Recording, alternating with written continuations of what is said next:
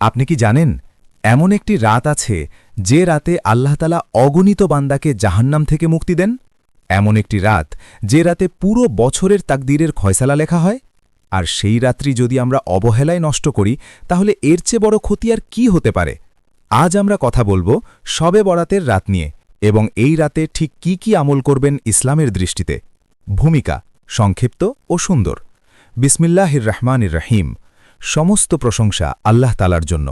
দুরুদ ও সালাম বর্ষিত হোক প্রিয় নবী হজরত মোহাম্মদ সাল্লাল্লাহু আলাইহি ওয়াসাল্লামের ওপর। প্রিয় ভাই ও বোনেরা, শবে বরাত হল ক্ষমা, রহমত ও নাজাতের রাত। এই রাত আসে শাবান মাসের ১৪ তারিখ দিবাগত রাত, অর্থাৎ ১৫ শাবানের রাত। স্টেপ 1, শবে বরাতের গুরুত্ব সংক্ষেপে। হাদিসে এসেছে, এই রাতে আল্লাহ তাআলা আসমানে অবতরণ করে বলেন, আছে কি কেউ ক্ষমা চাইবে, আমি তাকে ক্ষমা করে দেব। এই রাতে গুনহ মাফ করা হয়, বান্দার তাকদীরের ফয়সলা হয়, আল্লাহর রহমত বিশেষভাবে নাজিল হয়। এ কারণেই এই রাতকে বলা হয় মুক্তির রাত। স্টেপ 2, শবে বরাতে করণীয় আমল মূল অংশ। এখন আসুন সবচেয়ে গুরুত্বপূর্ণ অংশে। এই রাতে আমরা কি কি আমল করব? ১, নফল নামাজ আদায়।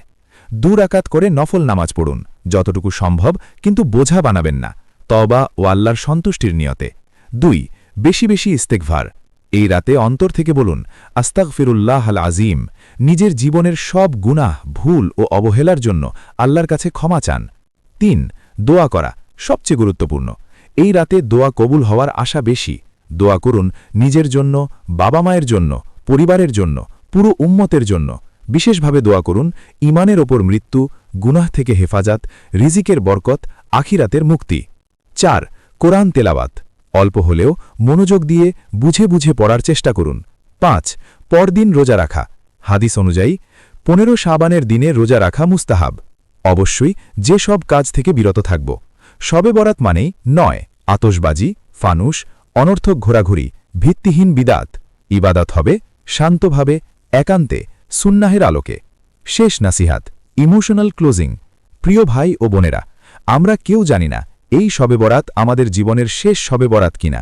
আসুন এই রাতকে আল্লাহর কাছে ফিরে যাওয়ার রাত বানাই। আল্লাহ তাআলা যেন আমাদের সবাইকে এই বরকতময় রাতের পূর্ণ ফজিলত অর্জনের তাওফিক দান করেন। আমিন।